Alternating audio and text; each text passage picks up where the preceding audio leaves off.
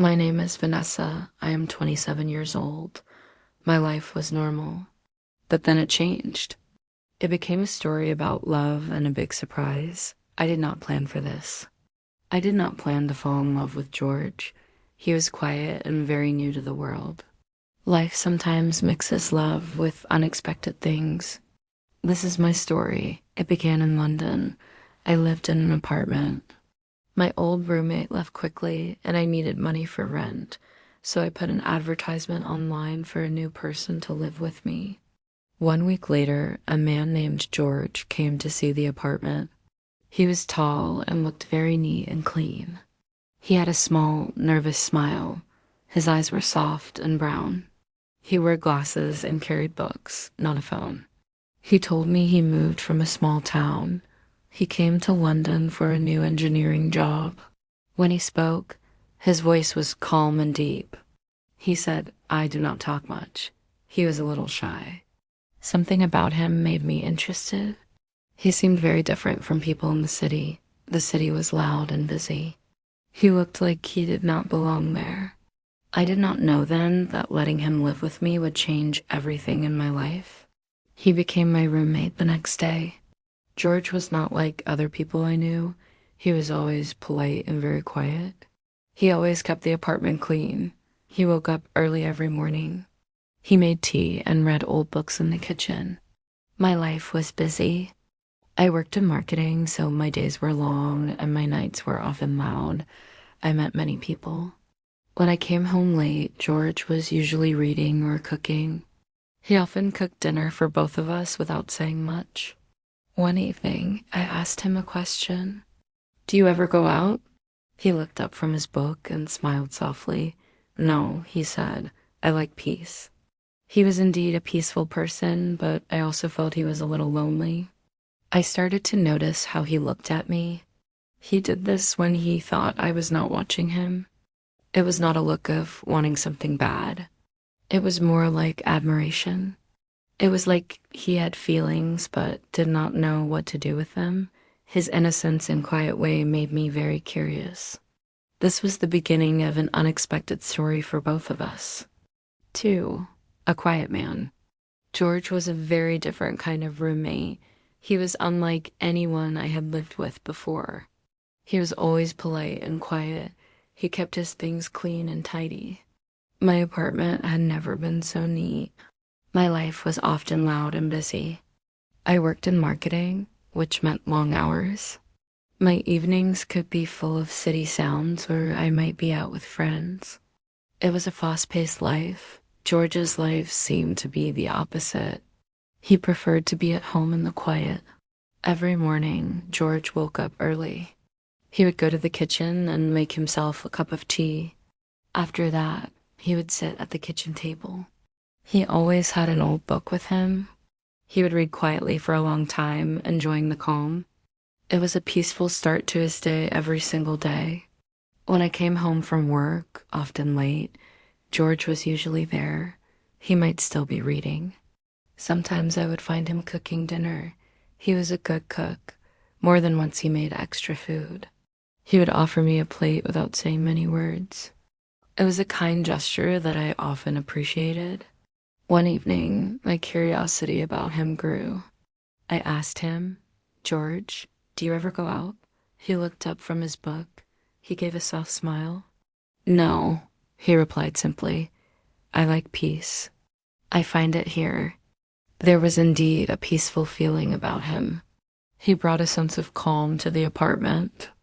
But I also started to notice something else. He seemed a little lonely. He spent all his time at home reading or cooking. He did not seem to have friends visit or go out himself. He was always alone. I began to notice the special way he would look at me. It was not often, and he always looked away quickly if I caught him. When he thought I was not watching, his eyes would follow me. It was not a look of strong desire. It was more like he was observing me, full of a quiet admiration. He seemed unsure what to do with his feelings. It was a unique kind of look, one that made me feel seen in a new way.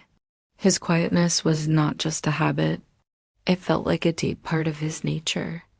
He was truly a quiet man, but his presence was becoming more noticeable in my home and in my thoughts. One Friday evening, Vanessa came home feeling very sad. She had just argued with her ex-boyfriend. Tears were on her face and her makeup was running. She dropped her bag right at the door. George was standing nearby in the living room. He held a cup of warm tea. "Bad day?" he asked softly. Vanessa nodded her head. She felt too upset to speak many words. George did not say anything more. He carefully gave her the cup of tea. Vanessa walked to the couch and sat down next to him. They did not talk for a long time. George simply sat there, letting her cry. He did not try to fix things. He was just present, a quiet comfort in her difficult moment. After some minutes, Vanessa looked at him. The lamp in the room gave a soft, warm light. In that gentle light, George looked beautiful to her. She saw his calm face and his warm, kind hands. A new, strange feeling grew inside her. Without thinking much, she slowly reached out her hand towards him. George stopped moving completely. He seemed very surprised by her action. He froze for a moment, like he did not know what to do next. His brown eyes were wide, looking at her with surprise. "George," Vanessa said quietly. Her voice was just a whisper. "Have you ever been with someone before?" George's face quickly turned red. He looked very shy, almost embarrassed. His eyes were still wide, fixed on her. "No," he answered honestly. "Never." His voice was very soft. After he spoke these words, the air between them changed. It felt different and new, filled with unspoken feelings. Vanessa felt something strong and unexpected. It felt a little dangerous, almost forbidden. It was a moment that felt both risky and exciting. That night, everything Vanessa believed about love started to change. She had always thought love was a certain way, but now with George, she felt something new. It was a quiet connection that grew from a simple moment of comfort. It was a touch that opened her eyes to a different kind of feeling she had never experienced. The silent understanding between them was powerful. It was the first time they had truly connected beyond just words. This quiet man, her roommate, was showing her something new about intimacy and emotion. The night was not planned. It just happened. We were very close after our talk. George was nervous. He was shaking a little. He was afraid to touch me. I guided him gently. There was no music playing. There were no candles lit. We only heard the sound of rain outside the window. It was a very quiet moment. It felt very real. Later, George spoke softly. He asked me, was I good? My heart felt a little sad for him. I told him, "You were perfect." He smiled. Then his smile was like a child's. It was like he learned something new about love. But when I woke up the next morning, he was not there. His bedroom door was open. The room was empty. His phone was turned off. I could not call him. He was gone. He did not say goodbye. I did not know why he left. I felt confused and a little bit sad. I tried to understand what had happened. Our night together had changed things for both of us. I thought about his shyness and his quiet ways. I remembered his nervous smile. His sudden leaving made me think about many things. Where did he go? Why did he leave so fast? I looked around the apartment. It felt very quiet without him. The silence was different now. It was not peaceful. It was empty. I waited for him to come back. I waited for a message or a call, but nothing came. The memories of the night stayed with me. They were sweet and gentle memories. But now they were mixed with questions. I felt a new kind of loneliness. This was my loneliness for him. The apartment felt big and empty. I walked to his room again. It was still empty. His clothes were gone. It was clear he had left for good. I sat on the couch where we had sat together. I thought about his honesty. I thought about his gentle questions. I thought about his soft hands. All these thoughts made me wonder more. What would I do now? How could I understand this? It was a new feeling, this confusion. I had never felt this way after a night with someone. It felt like something important had happened, and now it was gone. He was truly gone. This was the beginning of a new mystery about George and about our night together. I hoped he was okay. I hoped he was safe, but I also felt a little angry. Why did he leave without a word? Why did he not tell me anything? It was not fair. I wanted to talk to him. I wanted to know his reasons. But the apartment was silent, and George was far away. Days passed slowly after George left. Vanessa felt very confused and sad. She could not think about her work. Every small sound made her hope it was George coming back. She waited for his call or a message, but nothing came for a long time. The apartment felt empty without him, even though he was always so quiet. Vanessa kept thinking about their night together. It was gentle and new. Why did he leave so suddenly? She had so many questions and no answers, and her heart ached. Then one morning, her phone made a sound. It was a new message. Her heart beat fast with a mix of hope and fear. It was from George. The message was very short. It said, "I'm sorry. I had to go home. I didn't mean to hurt you." Vanessa read the words many times. She felt a mix of anger and even more confusion. He was sorry, but why did he leave? What did he mean by had to go home? This short message did not help her understand anything. In fact, it made her want to know the truth even more. She needed to find out why he left without a word after such an important night. 3 months passed. It felt like a long time. I often thought about George. I wondered if he would ever come back. My apartment felt quiet and empty. Then one morning, I heard a knock. I opened the door. George stood outside with a suitcase. He looked different. His face was tired and he seemed thinner. His clothes hung loose. His eyes looked sad but also hopeful. He spoke softly. "I needed time," he said. "I needed to think." He paused. "But I could not forget you, Vanessa. I tried, but it was impossible."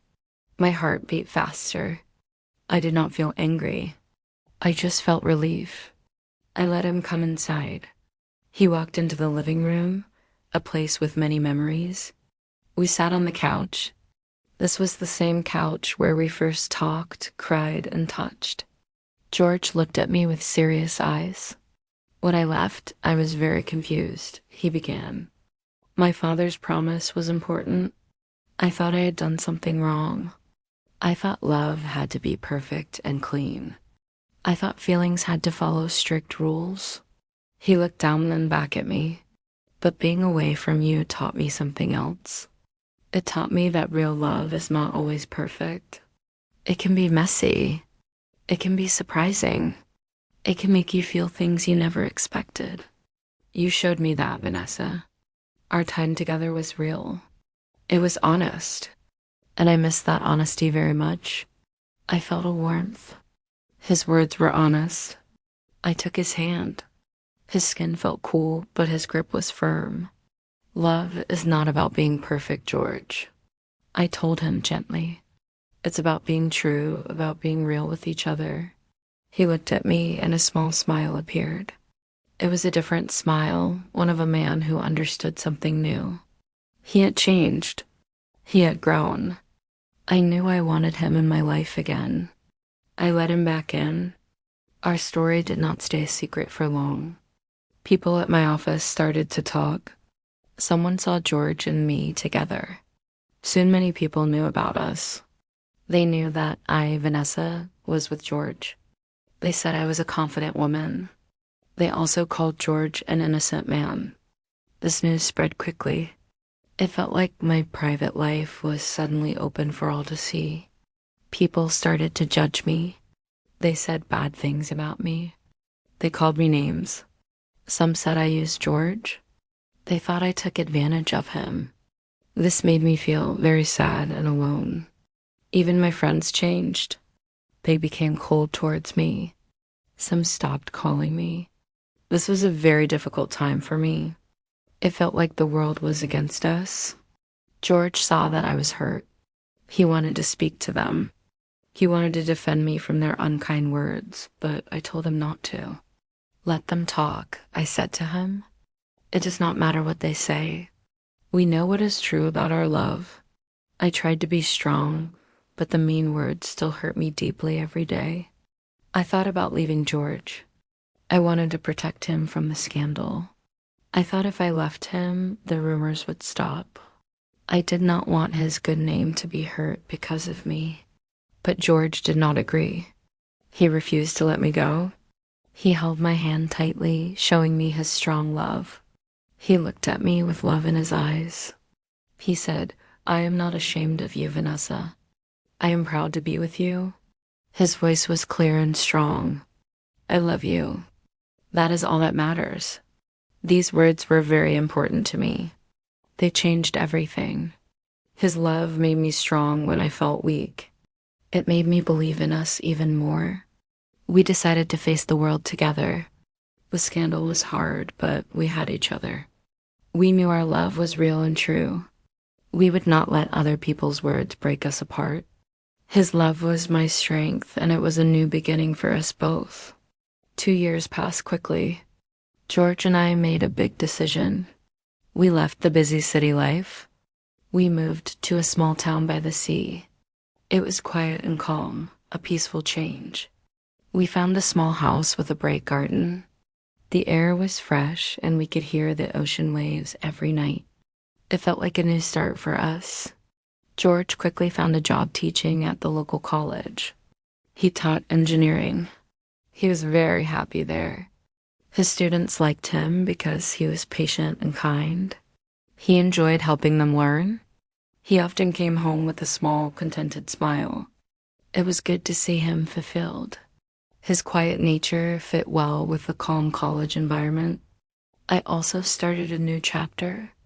I opened a small art shop in the town center. In London, I worked in marketing, which was stressful. Now I sold handmade jewelry and unique paintings. People in the town were friendly. They often came to my shop to chat and buy gifts. My shop was a bright, colorful place. I felt happy working there. It was a simple life full of meaning. Our days were calm. We often walked by the sea in the evenings. We watched the sunset. We would hold hands and talk about our future. Sometimes we remembered our first meeting or the day George left. We could even laugh about the scandal now.